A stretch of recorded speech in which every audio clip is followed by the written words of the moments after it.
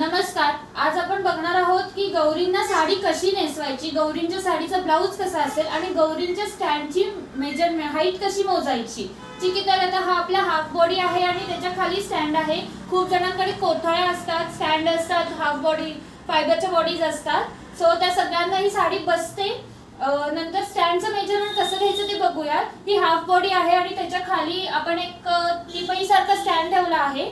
त्या स्टँडला जिथे तुम्ही हाफ बॉडी बसवताय त्या गोल पासून ते खालपर्यंत, म्हणजे ह्या सर्कल पासून ते खालपर्यंत तुम्हाला उंची मोजायची असते, म्हणजे ते स्टँडचं मेजरमेंट निघतं आपलं. त्याच्यानंतर आपण बघणार आहोत की आपल्या गौरीच्या साडीचा ब्लाउज कसा असेल.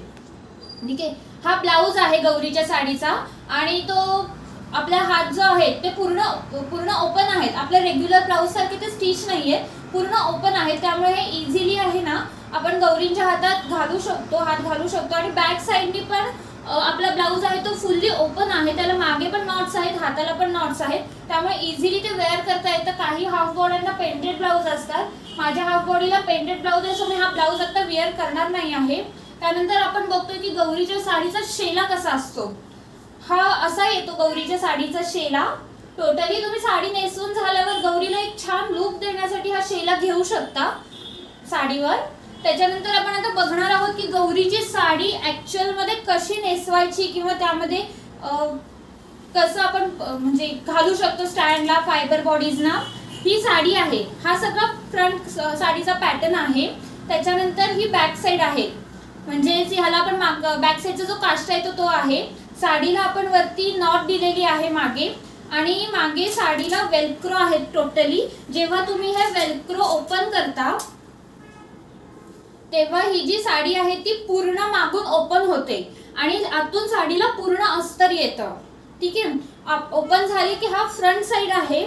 सो तुम्हाला आता काय करायचं आहे, जे पण तुमचं टिपई आहे, स्टँड आहे किंवा कोथळी आहे, फायबर बॉडी आहे, ओपन केलं की फ्रंट साइडनी फक्त एक राउंड मारायचा आहे. ठीक आहे, आता आपण मागच्या साइडनी जे आपण नॉट आणि वेल्क्रो आहे ते फिक्स करून घेणार आहोत की जेणेकरून आपली साडी त्या स्टँडला टोटली फिक्स्ड बसेल. ओके, हे तुम्ही असं नॉट बांधून घ्या. पुढून पॅटर्न थोडा स्ट्रेट करून घ्या.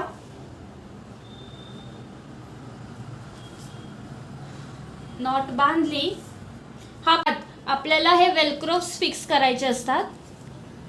काही हे वेल्क्रो फिक्स केले की तुमचा मागचा काष्टा जो आहे तो कव्हर होतो. ठीक आहे, हे बघा, हे असं जे आहे तुमचा मागचा काष्टा कव्हर होतो वेल्क्रो आणि नॉट लावले की.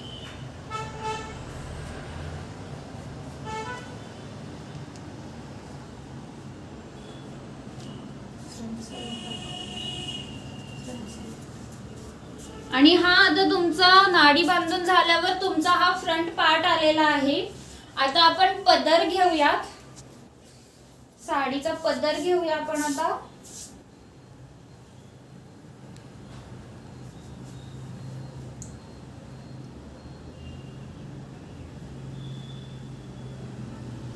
सो आपण आता पदराला या निऱ्या करून घेतल्या आहेत. आता आपण पदर घेऊयात. ही जी पहिली जो आपलं काठ आहेत ना पदराचा, आपण पदर घेतोय, जरासं टाईट पकडून घ्यायचं आहे की जेणेकरून मागचा जो पोर्शन आहे तो कव्हर अप होईल. आणि मग एक एक करून जशा तुम्ही निऱ्या घेतल्या आहे तशा घ्यायच्या.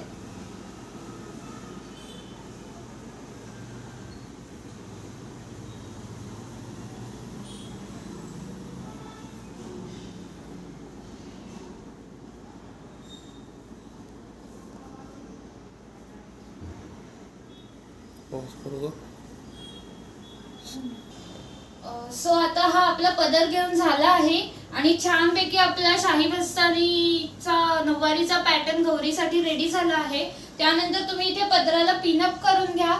पिनअप करून घेतलं की तुम्ही त्यावर मुखवटा ठेवून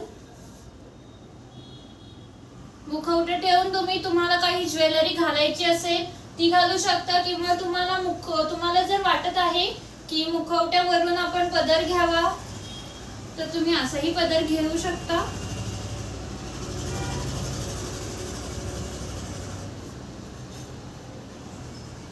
आणि तुम्ही त्याला ज्वेलरी वेअर करू शकता.